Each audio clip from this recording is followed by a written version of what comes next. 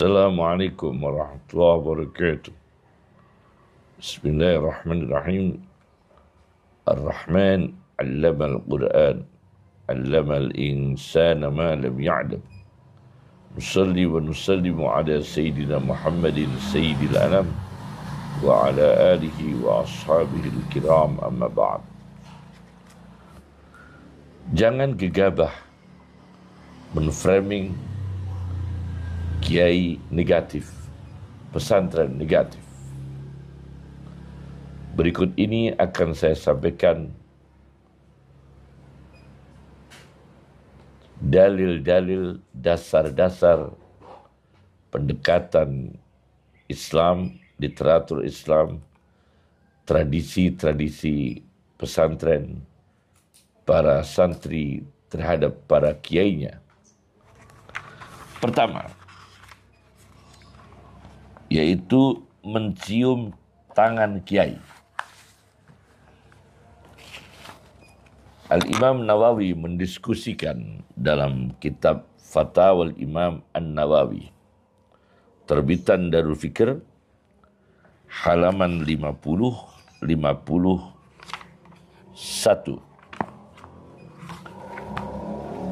Beliau menyebutkan di sini yustahabbu taqbilu aidis salihin, disunahkan mencium tangan-tangan orang saleh, orang-orang salih, wa fudalail ulama, dan orang-orang yang punya kelebihan, punya fadilah, yaitu para ulama. Boleh dicium tangannya. Dan disunahkan, yang mensunahkan adalah Al-Imam An-Nawawi, seorang ulama pakar hadis, pakar fikih, dan diakui reputasi keulamaannya dalam sejarah Islam sampai sekarang, insya Allah sampai ila yaumil qiyamah. Nah, kemudian ditulis lagi oleh Muhammad Yusuf Al-Kandahlawi dalam kitabnya Hayatus Sahabah di jilid 2 halaman 596,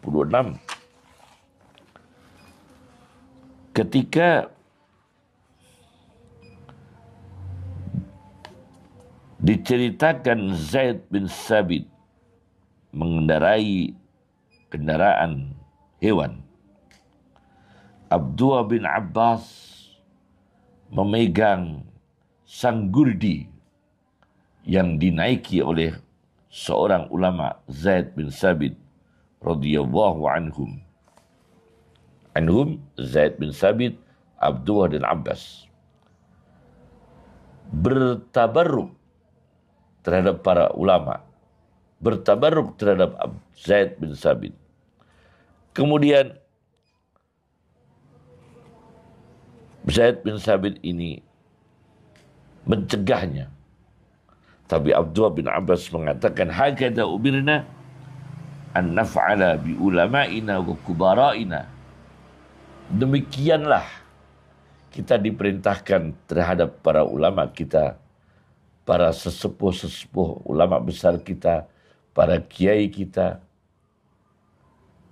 Sudah jelas real membawa keberkahan ulama-ulama, para kiai pesantren. Mereka berkontribusi untuk memfaqihkan umat siang malam. Dan ini wajib kita muliakan. Bukan malah dihina atau dilecehkan atau diframing dengan framing yang sangat menyakitkan umat Islam.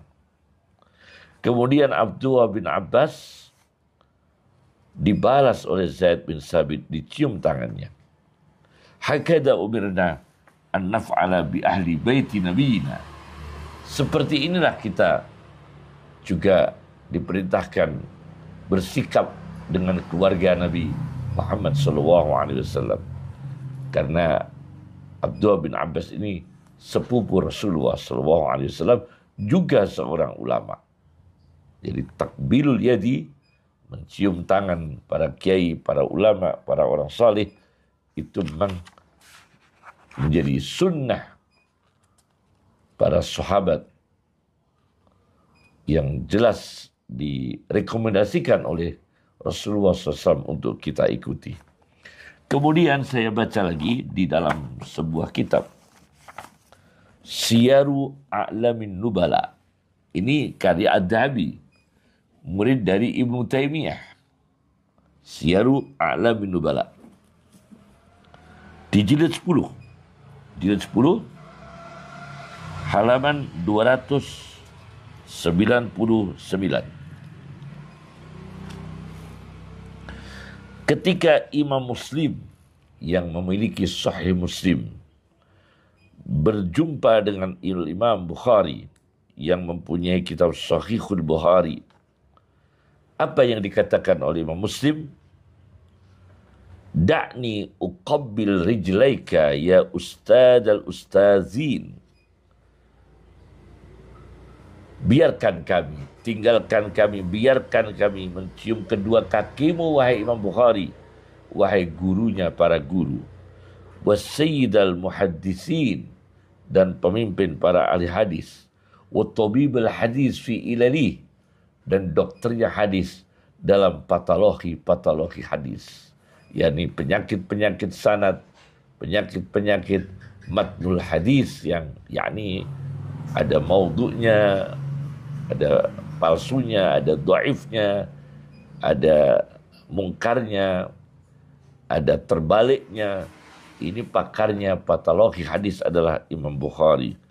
Wa tabibul hadis fi ilalih. Jadi Imam Muslim saja, tokoh ahli sunnah wal jamaah, minta diizinkan Imam Bukhari untuk mencium kedua kakinya. Ini bukan mengkultus. Dan ini bukan berarti feodalisme. Bukan. Tapi ini bentuk ikram. Maka di pesantren tidak sampai santri mencium kakinya kiai. Tapi kalau kemudian apa itu dengan rasa hormat mencium, itu memang suatu perlakuan santri kepada kiai itu yang sangat bersih dan santun dan beradab dan berkah, real, fakta. Ya. Masalah kedua, berdiri menghormat ketika rawuhnya kiai atau bertemu kiai atau kiai sedang rawuh datang, orang-orang berdiri menghormat. Bagaimana ini? Masalah yang kedua, saya lihat di dalam kitab Fatwa Imam An-Nawawi halaman 48, 49. Beliau mengatakan, al-qiyam li ahlil fadli, 48, 49 halamannya, al-qiyam li ahlil fadli wa dawil hukuk, berdiri karena rawuhnya orang-orang yang punya kelebihan seperti para kiai, para pengasuh pesantren, wadawil hukuk, dan orang-orang yang punya hak untuk dihormati, kita berdiri, fadilatun. Itu sifat yang utama. Merupakan kesempurnaan etika manusia. Ala fadilatil, ala sabilil ikram. Atas dasar, atas jalan memuliakan, bukan menyembah. Wa qad ja'at bihi ahaditsus sahihah, dan berdiri untuk menyambut kerawuan orang yang terhormat seperti para kiai, itu banyak di dalam hadis-hadis sahih meriwayatkan tentang perkara itu.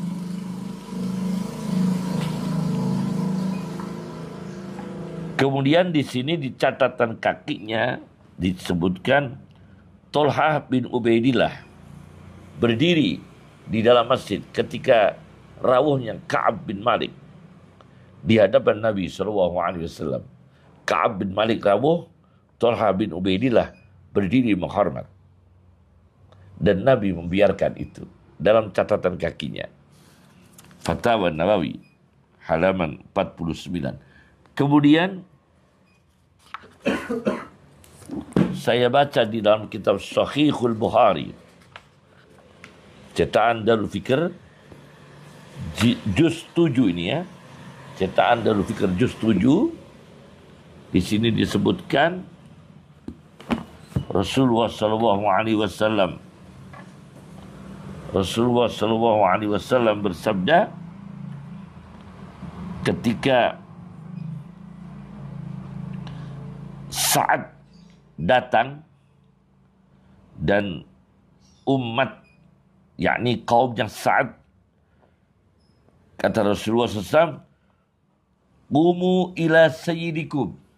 Berdirilah kalian menyambut kedatangan kerawuan pemimpin kalian, kiai kalian, ustadz kalian, guru ngaji kalian, muallim kalian di kalangan pesantren. Dan ini justru kalangan pesantren ini memberikan edukasi, contoh yang sesuai dengan sunnah Rasulullah Sallallahu Alaihi Wasallam. Dan etika ini akan membawa dampak psikologis yang bagus. Yakni orang tidak bertipologi egois, tidak bertipologi untuk mencari kehormatan, tetapi dia dilatih untuk menghormat gurunya supaya ada rasa syukur dengan jasa kebaikan manusia, supaya ada rasa berterima kasih kepada orang yang telah membina, mengasuh, menuntun, menjelaskan ajaran-ajaran Rasulullah SAW kepada santrinya. Sudah semestinya para santri itu menghormat pada kiainya. Jadi itu bukan suatu feodalisme, bukan suatu perbudakan, tapi itu adalah anugerah Allah, kemuliaan para santri, keikhlasan para kiai, keistiqomahan para kiai, itu anugerah Allah.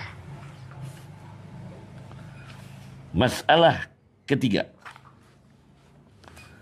tawadhu dan khidmah kepada kiai. Tawadhu, rendah hati, berkhidmah, melayani kepada kiai. Saya baca di dalam kitab Ihya Ulumuddin karya Al-Ghazali dengan sarahnya Ithafus Sadah Al-Muttaqin fi Syarhi Ihya'i Ulumuddin karya Muhammad bin Muhammad Al-Husaini Az-Zabidi Murtada Az-Zabidi di jilid 1 halaman 311 312 terbitan Darul Fikr. Di sini disebutkan, kemudian 313 ya, disebutkan di sini tugasnya santri kepada kiainya, kata Al-Ghazali, alla yatakabbaru 'alal ilmi. Tidak sombong dengan ilmu.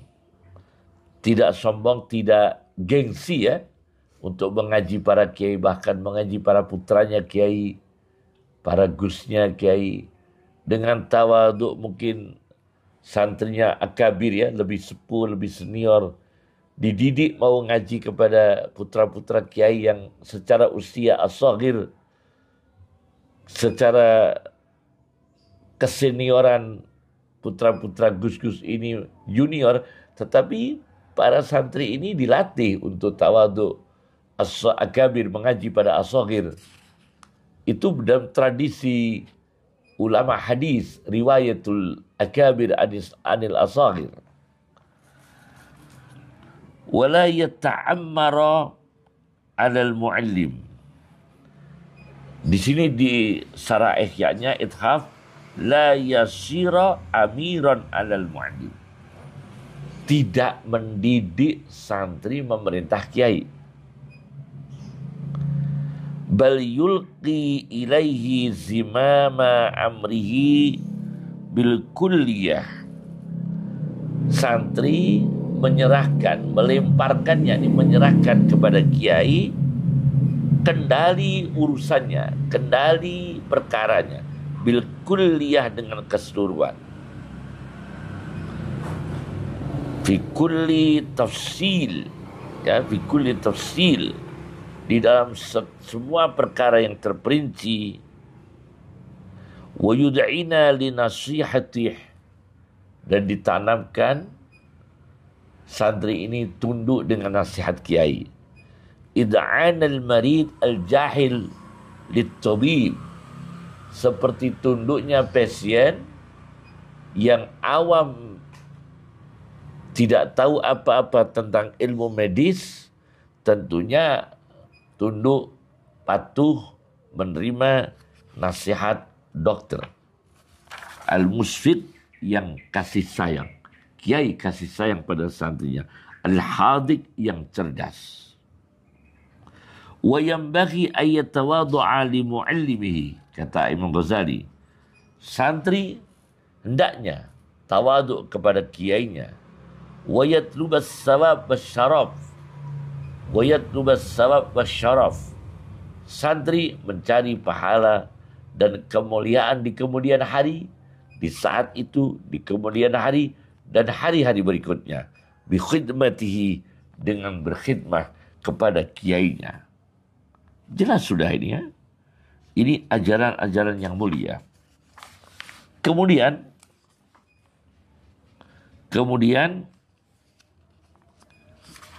di hadis diriwayatkan di dalam kitab Ithafus Sadatil Muttaqin, menukil dari Bustadul Firdaus Lid-Dailami. Ini kitab aslinya dinukil di dalam kitab Ithaf Syarah Ihya. Jadi ini Syarah Ihya Ithaf mengambil dari kitab Al-Firdaus karya Lid-Dailami. Lid-Dailami, nomor hadis 5666. Man ghadda sautahu indal ulama, barang siapa yang memejamkan suaranya, yakni melirikkan, pelan, indal ulama, di depan para kiai, para ulama, ja'a yaumal qiyamah ma'alladina imtahanallahu qulubahum littaqwa min ashabi. Maka santri ini yang tawaduk di depan kiainya, tidak berani bicara keras, bahkan diam. Dia ini nanti di hari kiamat akan dikumpulkan, Allah datang bersama para sahabat Nabi yang Allah telah menguji hati-hati, menguji hatinya para sahabat pada ketakwaan. Orang ini dikumpulkan dengan orang-orang yang hatinya telah diuji oleh Allah untuk teguh dalam ketakwaan. Min ashabi, dari sahabat-sahabatku, kata Rasulullah Shallallahu Alaihi Wasallam. Ini masalah ketiga. Jadi berkhidmah kepada kiai, masak di dalamnya kiai, di dalamnya bunyai, menjaga kantin pondok, berkhidmah, menjaga para santri, mengajar pada juniornya, itu luar biasa. Itu anugerah besar yang tidak semua lembaga-lembaga pendidikan di dunia ini memilikinya. Tetapi pesantren telah memiliki jati diri, profil, kesempurnaan yang tidak dimiliki oleh lembaga-lembaga pendidikan yang lain. Jangan malah dihujat. Jangan malah di-framing negatif. Jangan malah dilecehkan, apalagi dihina, apalagi menyebut nama kiai, mempertontonkan kiai tertentu yang orangnya salih, orangnya bijak, istiqomah. Lembaga pondok pesantren yang telah mencetak ribuan ulama, puluhan ribu ulama, sangat menyakitkan, ya, melecehkan kiai dan para santri dan pesantren. Kemudian masalah keempat, sowan kiai memberi hadiah. Kebiasaan wali santri atau santri atau orang-orang yang muhibbin atau orang yang sowan minta nasihat, kemudian maaf ya, memberi sesuatu kepada kiai, hadiah atau amplop yang berisi uang. Bagaimana ini? Saya baca di dalam sebuah literatur tasawuf, Idahu Asrari Ulumil Muqarrabin. Ini sebuah kitab tasawuf, Idahu Asrari Ulumil Muqarrabin, karya Muhammad bin Abdullah bin Syekh Al-Aidrus Ba'alawi. Ya, saya ulangi, Muhammad bin Abdullah bin Syekh Al-Aidrus Ba'alawi, di halaman 151 terbitan Darul Hawi. Diceritakan Nabi Musa alaihi salatu wassalam matur kepada Allah, ya Allah, kenapa ya Allah rezeki kami Engkau jadikan melalui tangan-tangan Bani Israel yang awam. Ja'alta rizki hakada ala aidi Bani Israel. Kau jadikan rezekiku seperti ini melalui tangan-tangan Bani Israel. Yuhaddini hada.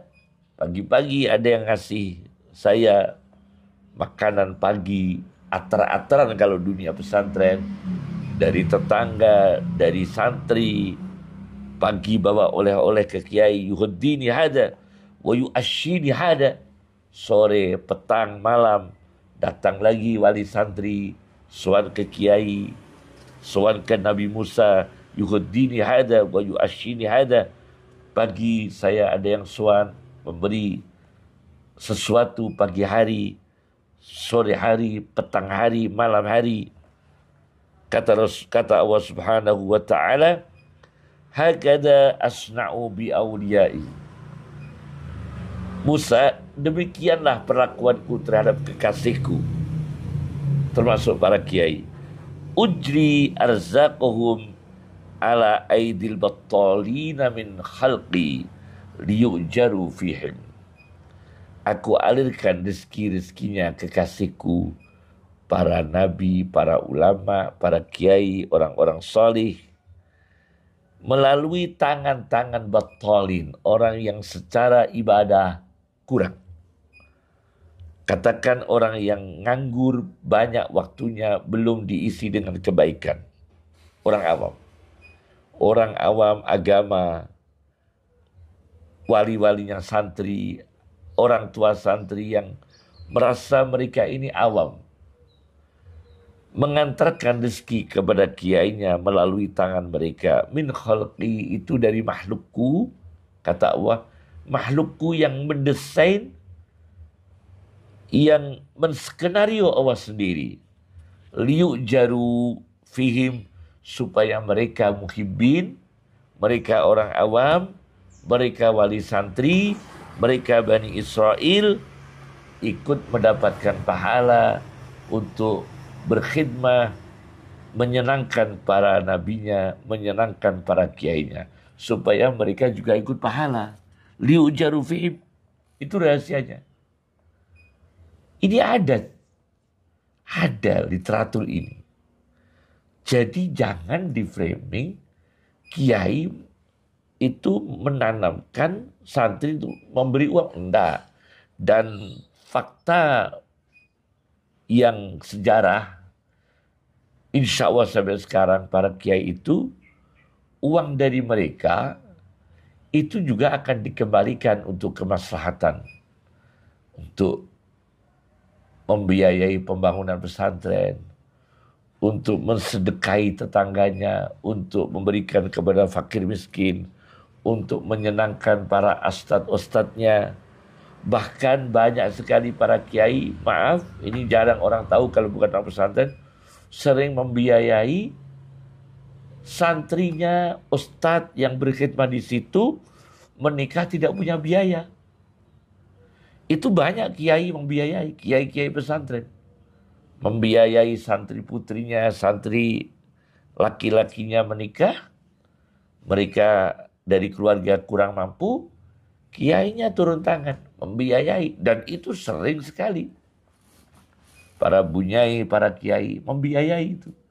Jadi rezeki yang diterima oleh para kiai, para bunyai itu insya Allah juga akan dipakai untuk mahasin kebaikan yang dirasakan untuk orang lain. Untuk umat, untuk masjid, untuk madrasah. Belum lagi ustadznya, malah kadang-kadang ada kiai yang saking terima kasihnya kepada ustadznya diumrohkan, dibikinkan rumah, dihajikan. Itu Masya Allah. Orang kalau bukan orang pesantren tidak tahu itu. Jadi jangan ada pemahaman buruk kepada pesantren ya. Kemudian saya baca lagi di dalam sebuah tafsir Qurtubi, Al-Jami' li Ahkamil Quran karya Al-Qurtubi. Di juz 17 halaman 302 ketika ayat 12 surat Al-Mujadilah atau Al-Mujadalah turun, faqaddimu baina yaday najwakum shadaqah.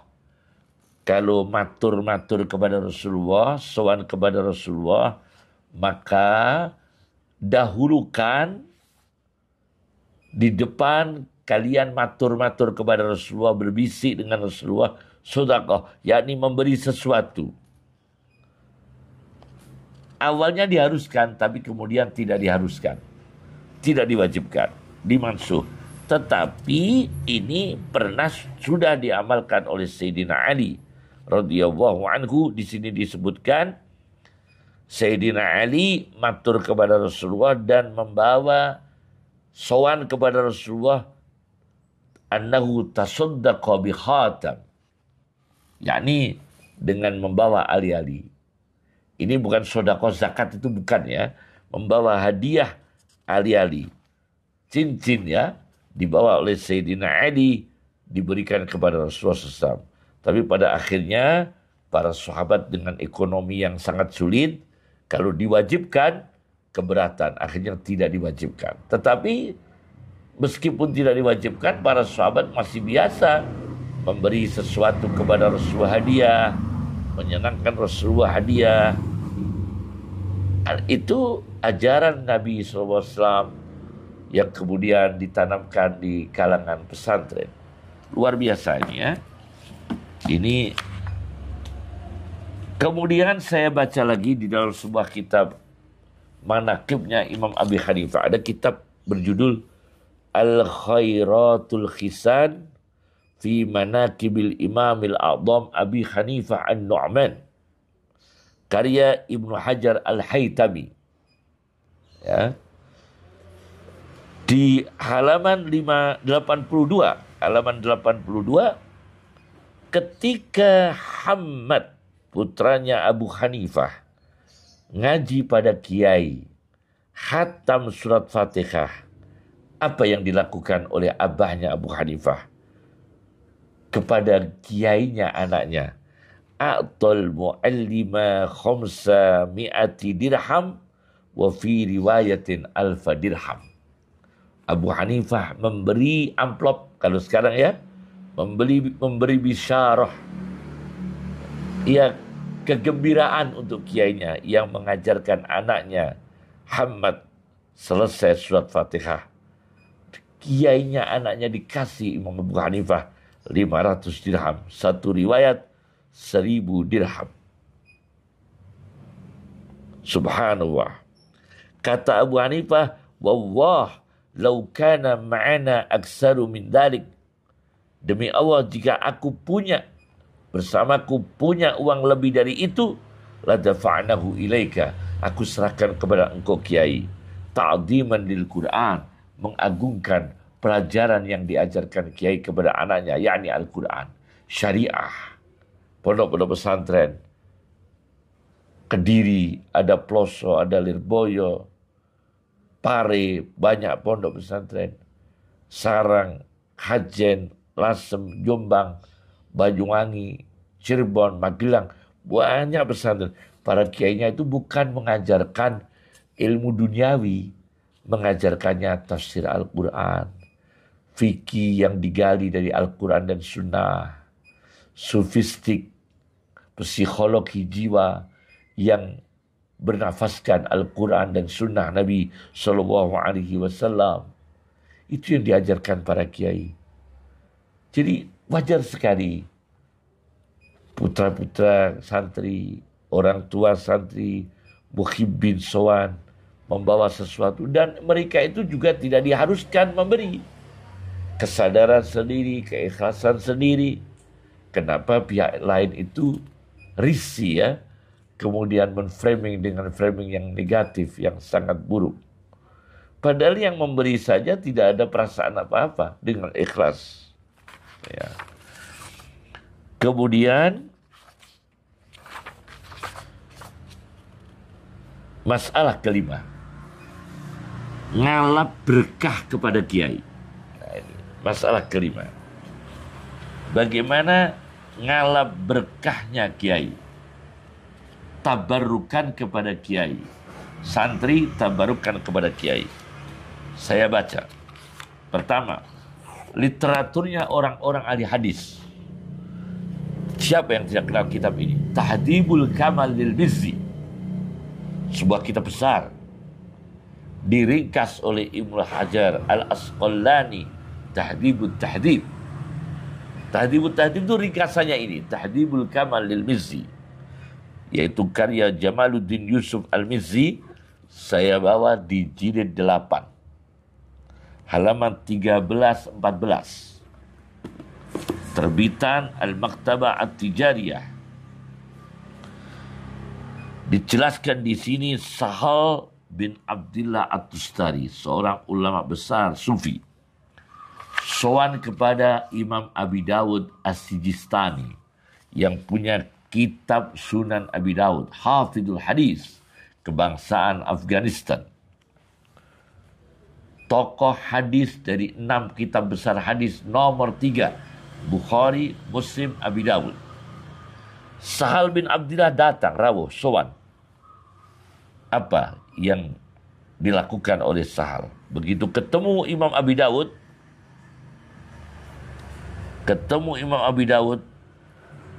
beliau mengatakan, saya punya hajat, wahai Imam Abi Dawud. Hajatmu apa? Kata Abi Dawud. Kata Sahal bin Abdillah At-Tustari, saya mau utarakan, kalau engkau kiai, engkau ulama besar, Abi Dawud, alim besar, menjamin akan memenuhi hajatku. Iya, aku penuhi. Naam. Kata Sahal bin Abdillah Tustari, Abi Dawud, Imam Abi Dawud, keluarkan lidahmu. Akhrij ilayya lisanak. Keluarkan kepada saya, di hadapan saya, lidahmu. Alladhi tuhaddisu bihi ahaditha Rasulullah sallallahu alaihi wasallam hatta uqabbilah. Jelujurkan lidahmu, keluarkan di hadapan saya. Karena lidahmu itu setiap waktu menyampaikan hadis-hadis Nabi sallallahu alaihi wasallam. Hatta uqabbilahu. Izinkan aku mencium lidahmu. Lidahmu itu berjalan hadis-hadis Nabi sallallahu alaihi wasallam di lidahmu. Akhirnya fa akhraja ilaihi lisanah. Imam Abi Dawud mengeluarkan lidahnya. Faqabbalah. Sahal bin Abdillah At-Tustari bertabarruk, mencium lidahnya Imam Abi Dawud, karena lidahnya ini tempat berjalannya hadis Nabi sallallahu alaihi wasallam.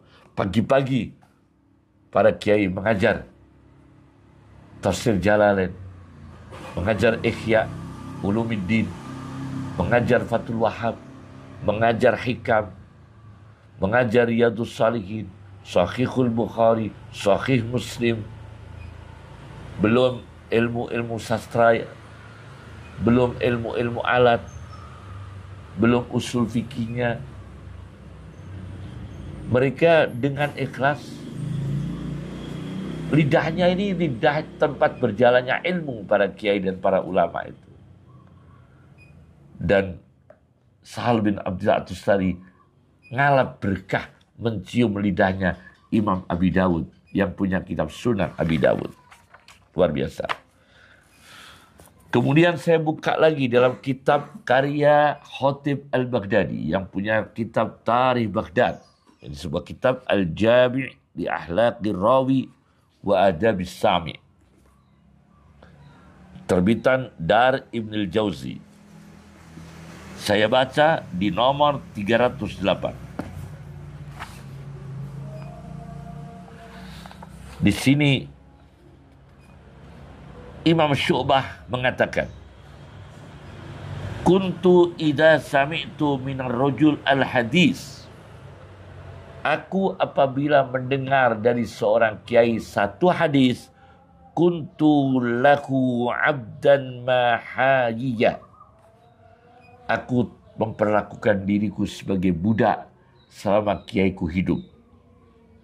Bukan berarti kiai berbudak, tapi santrinya ini saking ingin khidmahnya. Syu'bah ini orang yang dimuliakan dalam dunia hadis, termasuk rawi-rawi hadis yang terkenal. Aku siap menjadi seperti budak di hadapan guruku yang mengajarkan satu hadis. Subhanallah. Kemudian dia mengatakan lagi, ma ahadun indahu salah satu ahadis. Tidak ada satupun orang yang punya 3 hadis. Illa wa ana abduh. Melainkan aku sebagai budaknya. Hatta yamuta, sehingga dia meninggal dunia. 3 hadis, bayangkan. Berapa ratus hadis yang diajarkan para kiai. Berapa ratus ayat yang diajarkan oleh para kiai. Berapa kali kiai menghatamkan Ihya, menghatamkan Hikam, menghatamkan Riyadhus Shalihin, menghatamkan Muhaddab, belum pelajaran-pelajaran yang lain. Subhanallah. Kemudian saya baca lagi dalam kitab Al-Manhajus Sawi, karya Habib Zain bin Ibrahim bin Smith atau Simmin di Madinah. Beliau dalam kitabnya Al-Manhajus Sawi, di sini beliau menceritakan kedua putra Harun Ar-Rasyid, Al-Amin dan Al-Ma'mun. Amin dan Ma'mun itu berlomba siapa yang lebih dulu. Siapa yang lebih dulu memakaikan kedua sandalnya guru Imam Kisai. Jadi Sultan Harun Ar-Rasyid punya anak Amin dan Ma'mun, mengaji pada Imam Al-Kisai. Ini di kitab Al-Manhajus Sawi halaman 217 218. 218. Rebut-rebutan dua anak ini untuk memakaikan 2 sandal pada Kiai Al-Imam Al-Kabir Al-Kisai, termasuk 7 qurra sab'ah, 7 ahli qiraah. Luar biasa ini ya. Kemudian disebutkan di halaman 220, yaitu Al-Imam Nawawi. Al-Imam Nawawi itu kalau mau mengaji pada kiainya, perjalanan mengaji, di jalan beliau sedekah. Imam Nawawi yang punya kitab Al-Majmu' Syarah Muhaddab, yang punya kitab Raudatul Talibin, yang punya kitab Syarah Sahih Muslim, yang punya kitab Tahdhibul Asma' wal Lughah, yang punya kitab At-Tibyan fi Adabi Hamalatil Quran, yang punya kitab Riyadhus Shalihin, yang punya kitab Al-Adhkar Nawawi. Beliau ini kalau ngaji kepada gurunya, di jalan beliau sedekah seraya berdoa, Allahumma mastur anni aiba muallimi. Ya Allah, jangan engkau tunjukkan, tutup ya Allah, berikan tabir kekurangan aib guru saya, supaya saya selalu menghormati karena tidak melihat kekurangan guru saya. Hatta la taqa'a aini lahu ala naqisah, supaya mata saya tidak melihat kekurangan guru saya. Nah, coba ini. Ini Imam Nawawi berkhidmat kepada gurunya. Guru punya kekurangan satu, tapi punya 99 kelebihan. Jadi lihat ya kelebihan, keunggulan, fadilah para kiai, para ulama yang istiqomah mengajar di pondok pesantren, memintarkan orang, memfaqihkan orang, mensolihkan orang, bahkan mendoakan untuk umat manusia, khususnya umat Islam, bangsa dan negara.